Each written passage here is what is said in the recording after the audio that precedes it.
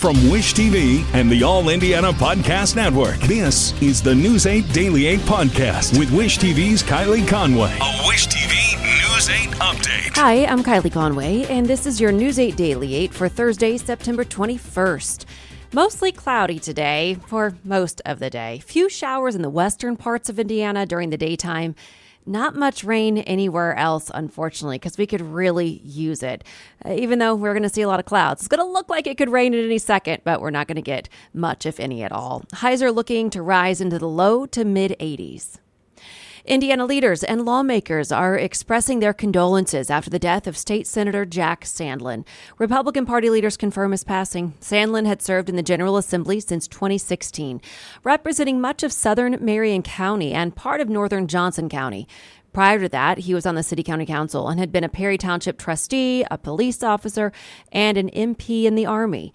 No word yet on the cause of his death. Sandlin leaves behind his wife Lydia, a daughter, and 3 grandchildren. And leaders across the state are sharing their memories of Senator Sandlin. Senate President Pro Tem Roderick Bray says that Sandlin was a strong advocate for the people of Indianapolis. He wrote, "He was a valued member of our caucus, and we feel his loss deeply. Our hearts and prayers go out to his family, friends, and all those who will be affected by this sudden loss, especially his wife Lydia." Governor Holcomb says in a statement, Senator Jack Sandlin was a gentleman who devoted his life in public safety on the front lines and in our state Senate. His clear voice and integrity will be missed. Our thoughts and prayers go out to his family and all those who became close to him over the years. Stellantis says workers striking in Toledo is what's leading to temporary layoffs of some 300 workers in Kokomo. The layoffs are hitting Kokomo transmission and casting plants, 2 operations that supply the Stellantis Toledo assembly plant there in Ohio. The UAW says the move is unnecessary and just an effort to strong-arm the union to settle for less in contract negotiations. Kokomo Mayor Tyler Moore joined Phil Sanchez on Unfiltered last night. He explained why he's confident it will all work out. Well, it's all part of the process. Obviously, it's the workers' way to get the attention of the employers. But again, because of the relationship, the good working relationship that Stellantis and the UAW have had here in Kokomo for decades, I'm confident that both sides will continue to work to a compromise that will be as fair and beneficial to both sides. Stellantis hasn't said when the layoffs will happen. The automaker did say they would be temporary. You can catch our entire interview with Mayor Moore from last night on our website. It's in the Unfiltered section of wishtv.com. A woman is in custody in connection to the accused murderer mistakenly released from the Marion County Jail. As the hunt for Kevin Mason goes on, deputies say they arrested Desiree Oliver yesterday for assisting a criminal. Investigators say she's Mason's girlfriend. The sheriff's department says Oliver picked Mason up from the jail after his release last week. Deputies say they've been tracking Oliver for the past week. Sheriff Kerry Forrestall says he stands by his agency's decision not to alert the public that Mason is out in the community until this week. He also explained the decision to fire 2 employees said to have made clerical errors that led to the mistaken release. I think I've made it pretty well known that we're short-staffed, they're underpaid. That's not an excuse, but it's a fact. Technically, I couldn't afford to fire the 2 people I did because we don't have another replacement. But I also could not afford to have people who would release somebody on murder charged to the street. Mason is wanted on a murder charge out of Minnesota. Authorities ask you to call if you see him. The number is 317-327-7940. A father and daughter have pleaded guilty for their roles in a crash that killed 3 teenagers. Okadima Link and his daughter, Shantiana Willis, are both accused of driving drunk, leading to the deaths. The crash happened in 2020 near 38th and Kessler. Investigators say the father and daughter were driving south on Kessler in different vehicles at 1:20 in the morning. Prosecutors say Willis and Link caused a chain reaction crash that ended with the deaths of 3 teenagers who were walking on the shoulder of the road. Documents filed in court indicate the pair have agreed to plead guilty in exchange for sentences of 27 years for Willis and 36 for Link. Police in suburban Chicago say they're checking the authenticity of Instagram videos that appear to show missing former Colt safety Sergio Brown discussing the recent death of his mother. The videos were posted Monday and Tuesday and call the death fake news. Authorities say Brown is still considered a missing person. Police started searching for him after his mother, Myrtle Brown, was found dead Saturday. A medical examiner ruled her death a homicide and said she was injured from an assault. Indianapolis Public Schools Superintendent Alicia Johnson celebrated the district in her State of the District address. Johnson spoke to families last night about how the district's rebounding from the pandemic with improved test scores. She says IPS is also improving facilities all across the city. Johnson says the changes happening now and in the future are providing balance. You can listen to her entire speech online right now. Look in the As Seen On section of wishtv.com and find this story. Today, leaders from 3 area public school districts and IU's education school will all gather to address some of the issues facing minority students, with a focus on closing the achievement gap in schools. High school students will also have a panel of their own to highlight their own experiences in our education system. ICAAM hopes to use all of this dialogue to guide future studies and conversations. ICAAM is the Indianapolis Commission on African American Males. The community conversations are free events and open to the public. It all starts tonight at 6 o'clock at the Rooted School on 30th Street. And community leaders have launched a self-reporting nuisance website to help curb violence at troublesome short-term rental properties. The Coalition to Address Short-Term Rentals created shorttermrentalreport.com. The site is live and already receiving complaints. So far, the same 13 houses make up 60% of complaints, from noise violations to parking. The house with the most complaints is in the Bates-Hendricks neighborhood. The Coalition says it's often rented out for events with up to 100 people. The Coalition says the website was developed out of frustration with a lack of response from the city. We realized as soon as we started talking to the police and the fire department and others that there was no real mechanism to know which properties are or are not short-term rentals.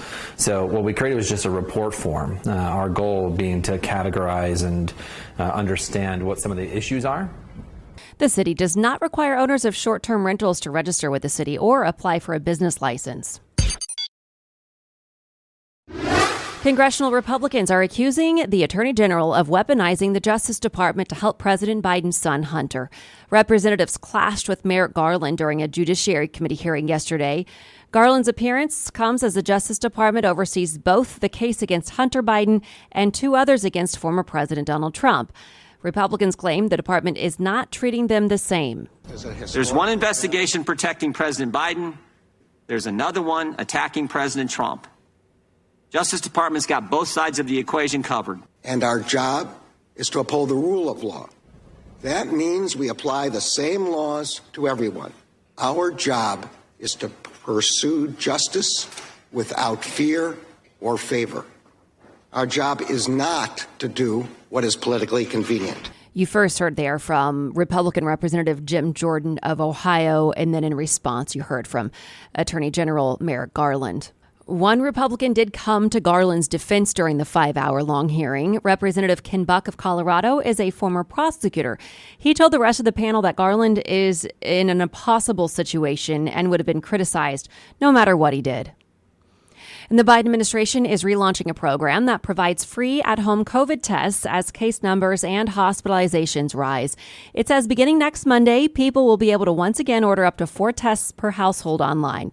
The Biden administration is providing $600 million in funding to produce the tests. It says the tests are intended for use through the end of the year. The Pentagon is working to restore benefits to LGBTQ plus veterans forced out of the military under the Don't Ask, Don't Tell policy. It allowed LGBTQ plus people to serve in the military as long as they kept their sexual orientation quiet. Congress eventually repealed it in 2011, but it had already led to years of discrimination, undue discharges, and lost benefits. Pentagon officials say they're now working to correct these veterans' records. They say they cannot fully fix what happened, but it's a step in the right direction. So we encourage everyone to visit the new webpage, to share it widely, and for any veteran who believes their less than honorable discharge was caused by those wrongful laws and policies, to apply and help the nation keep righting these wrongs. According to the Pentagon, 13,000 people were separated from the military while the policy was in place.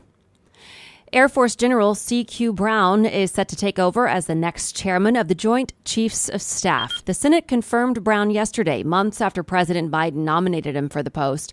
It's a rare successful confirmation for Democrats as they try to maneuver around holds placed on hundreds of nominations by Alabama Senator Tommy Tuberville. Brown will succeed General Mark Milley while Milley retires at the end of the month. The Indianapolis International Airport adds another honor. J.D. Power named the airport best in the nation in customer satisfaction for medium-sized airports. Again, this is the airport's fourth time winning the award in 5 years and sixth time overall. J.D. Power says the airport graded highly with customers on its cleanliness, overall amenities, and food and retail options. IU Health broke ground on a new outpatient physician office in McCordsville yesterday. Hospital representatives say the new office will have 25 exam rooms and 3 procedure rooms. It's part of a $300 million investment to expand IU Health's campus and services in Fishers. The new building will be located on Main Street in McCordsville, set to open in fall of 2024. The National Guard is holding a downtown event to look for new recruits today. The Guard will be at the Indiana War Memorial Plaza from 1 to 4 this afternoon. Organizers say recruiters will talk about community support, the Guard's referral enlistment program, and more. They'll also promise a display of military vehicles, an inflatable obstacle course, and food trucks. There's no charge to go. Finally, to business headlines. The Federal Reserve left interest rates unchanged Wednesday, but signaled that it's open to an additional rate hike later this year as inflation has remained stubborn. The central bank has already raised rates 11 times in the last 18 months, driving up mortgage rates, car loans, and credit card interest rates. Meanwhile, small business owners say interest rates are damaging their profits. A survey by Alignable found high rates have eroded their margins, reduced revenue, and reversed their growth. Nearly half of all young adults are living with their parents. A Bloomberg survey says about 23 million, or 45% of all Americans from 18 to 29 years old, are living with family, roughly the same level as the 1940s, a time when women were more likely to remain at home until marriage, and men too were lingering on family farms.